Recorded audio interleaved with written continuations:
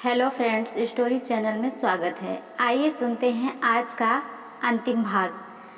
मैं सोच समझकर ही शादी की है और आप परेशान मत होइए। मैं आपकी बेटी का बहुत ख्याल रखूंगा।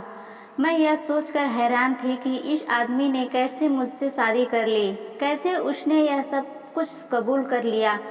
आखिर मैं उन सब की नज़र में किरदार लड़की थी और मेरे पेट में किसी और का बच्चा भी था। पता नहीं, इस आदमी के अंदर शायद बहुत रहम दिल है। एक वह आदमी था जिसने मेरे साथ यह जुल्म किया और एक ही आदमी है, उसके लिए मोहब्बत तो नहीं जाती थी लेकिन इज्जत ज़रूर पैदा हो गई थी। उसने मुझे इस दर्द से बचा लिया। मेरी माँ ठीक कह रही थी, क्योंकि जो भी हो रहा है कि मैं माँ बनने वाली थी और मेरे पेट में किसी का बच्चा था। उसने मेरे साथ शादी कर लिया। खैर 2-4 घंटे में अपनी माँ के घर ही बैठी थी, लेकिन ना मेरी माँ मुझे कोई बात कह रही थी और ना ही कोई और। मैं अपनी माँ से कहा, अगर मेरी परवाह नहीं है आपको तो फिर यह क्यों कह रही हैं थी कि मेरी बेटी का ख्याल रखना।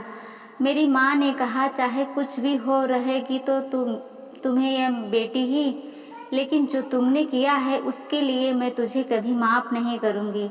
अपने घर चली जा और वापस मेरे घर आने की कोई ज़रूरत नहीं है। बार बार चक्कर लगाने की कोई ज़रूरत नहीं है। मैंने कहा, मैं आपको सब कुछ बताना चाहती हूँ। मेरी माँ ने कहा, क्या मुझे किस्से सुनाकर मेरा दिल जलाना चाहती है? क्या बताओगी मुझे कि कैसे उस लड़के से मिली थी? तुम लोग चुप चुप कर एक दूसरे से मिलते थे। अगर तुम किसी और लड़के को पसंद करती थी तो फिर तुमने शादी के लिए हाँ क्यों की? तुमने पहले मुझे क्यों नहीं बताया कि तुम किसी और लड़के को पसंद करती हो? मैं तुम्हारी शादी उसी से हंसी खुशी करवा देती। तुम्हें इतना तमाशा करने की क्या ज़रूरत थी? तुमने खुद का तमाशा तो बनाया है, मेरी परवरिश कभी तमाशा बना दिया। तुम्हारा अब इस दुनिया में नहीं है। वह भी अगर जिंदा होता तो तुम्हारी पसंद को ज़रूर समझना। तुमने यह कैसे समझ लिया कि तुम्हारी माँ नहीं समझेगी? तुम्हें मुझे बता देना चाहिए था, कम से कम मुझे बता देना चाहिए था। मैंने कहा, माँ आप मेरी बात नहीं सुन रही। आप मेरी बात सुनेंगे। आपको लगता है मैं ऐसा कर सकती हूँ? मैं आपकी बेटी हूँ, आपने मेरी परवरिश की है। क्या आपको अपने परवरिश पर भरोसा नहीं है? आपको मुझ पर यकीन नहीं है? मैं मानती हूँ, लेकिन कम से कम आप अपने परवरिश पर तो यकीन करें। तभी माँ कहने लगी, मैं अपने परवरिश पर कैसे यकीन करूँ? मुझे तुम पर बड़ा मन था, लेकिन तुमने मेरा मन खराब कर दिया। मुझे अब उस बारे में कोई बात नहीं करनी। मैं माँ के पैरों में बैठ गई और उनको बताना चाहती थी कि मेरे साथ क्या हुआ है। मैं अपनी माँ को अपने बारे में बताने ही वाली थी कि मेरे पति मुझे लेने के लिए आ गया और मेरी माँ ने मुझे उसके साथ विदा कर दिया। हम विदा होकर अपने पति के दोस्त के घर आ गए। मैं इसी जगह बैठ गई। इस घर में कुछ भी नहीं था, बस मेरा पति था। मैं इधर उधर देख रही थी तो मेरा पति कमरे में गया। मैंने उसे उठकर देखा तो वह बेड बना रहा था, कमरे को सेट कर रहा था। मैं आई घर वापस अपनी जगह पर बैठ गई। थोड़ी देर बाद मेरा पति मेरे पास आया। उन्होंने कहा, जो कमरे में थोड़ी देर में आता हूँ। मैं जाकर बिस्तर पर बैठ गई। लगभग 10 मिनट के बाद मेरा पति मेरे कमरे में आया। उसने मेरे घूंघट उठाया, मेरी मुंह दिखाई में 15,000 मेरे हाथों में रख दिया। मैंने उन रुपयों को हाथों में रखकर चुपचाप खामोशी के साथ बैठी थी। मेरे चेहरे का सारा मेकअप बिखर चुका था, मेरी आंखों पर काजल बिखरा हुआ था और उनकी वजह से मेरा सारा मेकअप खराब हो चुका था। मत देना, अच्छी पत्नी बन के रहना। जो कोई भी तुम्हें नुकसान पहुंचाने के लिए हाथ आगे करेगा, मैं उसके हाथ को तोड़ दूंगा।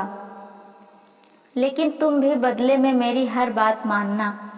मैंने कहा, आपने यह फैसला क्यों किया? उसने कहा, मैं तुम्हारी ज़िंदगी बर्बाद होती नहीं देख सकता था। मैंने तो आपके बेटे की होने वाली पत्नी थी।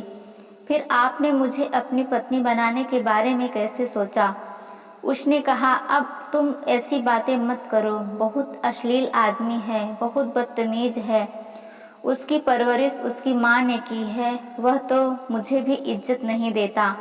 कहता है कि मुश्किल वक्त में बाबा ने हमारा साथ नहीं दिया। ना हो कि वह आते जाते तुम पर नज़र रखे। और वह अपने जैसे शर्ट को उतारना शुरू किया। जैसे ही उन्होंने अपना शर्ट उतार, मेरे कदमों से ज़मीन खिसक गई, क्योंकि वह रात जब मेरे साथ ज़बरदस्ती हुआ था तो मैं एक चिड़िया देखी थी। मेरी आंखों के सामने एक चिड़िया आई थी। चिड़िया का परछाई था। मुझे वह चिड़िया नज़र आई और मैं सब कुछ समझ गई, क्योंकि मेरे साथ जुल्म करने वाला और कोई नहीं बल्कि मेरा होने वाला ससुर था। और उसके हाथों पर चिड़िया का टैटू बना था। मैं उनसे दूर दूर हटने लगी। उन्होंने कहा, क्या हो गया, कहाँ जा रही हो?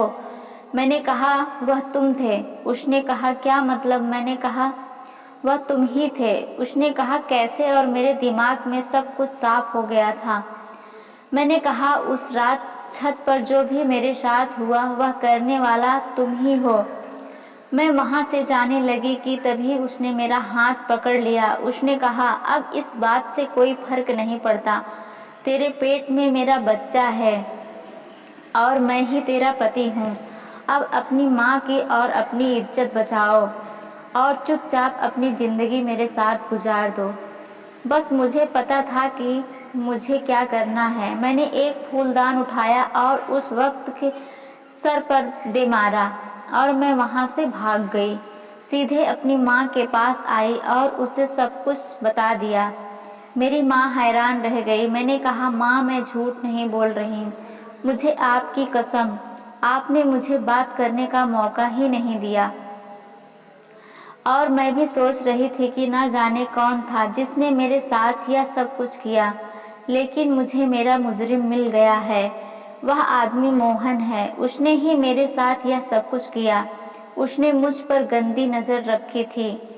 उसने जब से मुझे देखा उसकी नीयत खराब हो गई। उसने मेरे साथ यह सब इसलिए किया क्योंकि वह चाहता था कि मैं उसके बेटे से शादी ना करूं। उससे शादी करो तो मेरी शादी उसके बेटे के साथ होती। इसलिए उसने मेरे साथ यह सब किया ताकि मेरा तमाशा बन जाए और वह सबके सामने मेरा हाथ थाम कर महान बन जाए। मेरी माँ ने मुझे गले से लगा लिया और कहा, मुझे माफ़ कर दे मेरी बच्ची, मैं जल्दी जल्दी में तेरे साथ क्या कर दिया, तेरी ज़िंदगी बर्बाद कर दी। हम कल ही पुलिस स्टेशन जाएंगे और इस आदमी पर केस करेंगे। यह सब कुछ बहुत मुश्किल होगा, लेकिन मैं तुझे उस आदमी के हाथे नहीं पड़ने दूंगी। हमने उस आदमी पर केस कर दिया। यह सब कुछ बहुत मुश्किल था। शायद मुझे सारे सवालों के जवाब देने पड़ते, पर अभी केस चल रहा है। यह समय बच्चे का कोई कसूर नहीं है। मैं बच्चों को पैदा करूंगी, इस दुनिया में लेकर आऊंगी, अच्छा इंसान बनाऊंगी। पता नहीं मेरे साथ इतना सब कुछ क्यों हुआ, लेकिन बस तसल्ली है तो इस बात की कि मेरी माँ मेरे साथ खड़ी है। लोगों को पता है कि बुरा मेरे साथ हुआ है, लोग फिर भी बातें करते हैं, लेकिन अब मुझे किसी की परवाह नहीं। बस मुझे बहुत ज़्यादा हिम्मत से काम लेने की ज़रूरत है और उम्मीद है कि सब कुछ ठीक हो जाएगा। मैं अब सोच लिया है कि मुझे अपनी ज़िंदगी को आगे बढ़ाना होगा। मेरी माँ का साथ और उनकी हिम्मत मेरे लिए बहुत ज़रूरी था। पुलिस स्टेशन जाने के बाद जब हमने केस दर्ज करवाया तो पुलिस ने मेरी बात ध्यान से सुनी। मैं हर एक डिटेल को याद करने की कोशिश कर रही थी, जो भी मैंने उस रात देखा और महसूस किया।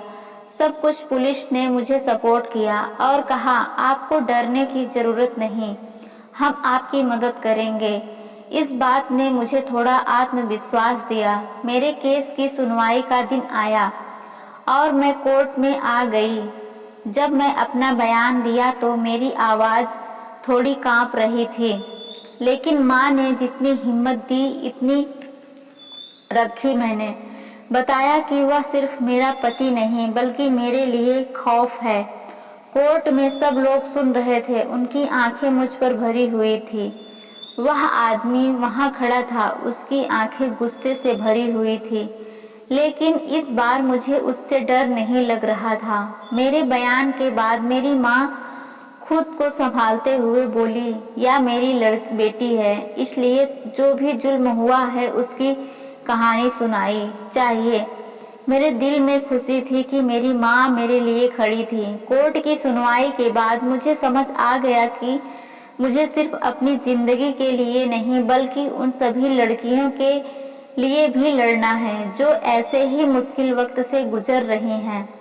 मुझे खुद पर विश्वास था और मैं चाहती थी कि मेरी कहानी दूसरों तक पहुंचे, ताकि वह भी समझ सके कि उन्हें कभी अपने हक के लिए लड़ना नहीं छोड़ना चाहिए। जब कोर्ट का फैसला आया तो मेरी माँ और मैं खुशी मोहन को सजा मिल गई थी, लेकिन मैं जानती थी कि इस सब के बाद भी मेरे लिए बहुत कुछ नया शो करना होगा। मैं अपने बच्चे को पैदा करने का फैसला किया और इस बार मुझे अपने लिए सोचना था। मेरी माँ ने मेरी तरफ देखते हुए कहा, तुम्हें अब नहीं शुरुआत करनी चाहिए, तुम्हें अपने सपनों के पीछे भागना चाहिए। मैं खुद से कह रही थी कि मुझे न सिर्फ अपने बच्चों के लिए बल्कि अपने लिए भी जीना है। दिन बीत गए और मैं अपने बच्चों की देखभाल करते हुए सोचा कि मुझे एक नई जिंदगी शुरू करनी है। मेरे बच्चे मेरी जिंदगी का नया रोशन पहलू था। जब मैं उसे गोद में उठाया तो मुझे महसूस हुआ कि मेरी सारी तकलीफ खत्म हो गई है। मैं एक अनाथ आश्रम में काम करने लगी। वहां पर जितने भी अनाथ बच्चे थे उन बच्चों का मैं देखभाल करने लगी। वहां पर मेरी मुलाकात धीरज लड़के से हुई। उस लड़के को मेरी सारी हकीकत पता थी। एक दिन वह मेरे पास आया और सामने से आकर कहा कि वह मुझसे प्यार करता है और मेरा हाथ थामना चाहता है और मेरे बच्चे के साथ मुझे अपनाना चाहता है। दोस्तों, अब आप ही मुझे बताएं, क्या मुझे धीरज से शादी कर लेनी चाहिए या मुझे अपने बच्चों के साथ ही अकेली जिंदगी गुजारना चाहिए? कमेंट करके बताएं दोस्तों। उम्मीद करती हूँ आपको हमारी कहानी पसंद आई होगी। कहानी पसंद आई है तो वीडियो को लाइक और चैनल को सब्सक्राइब जरूर करें। धन्यवाद।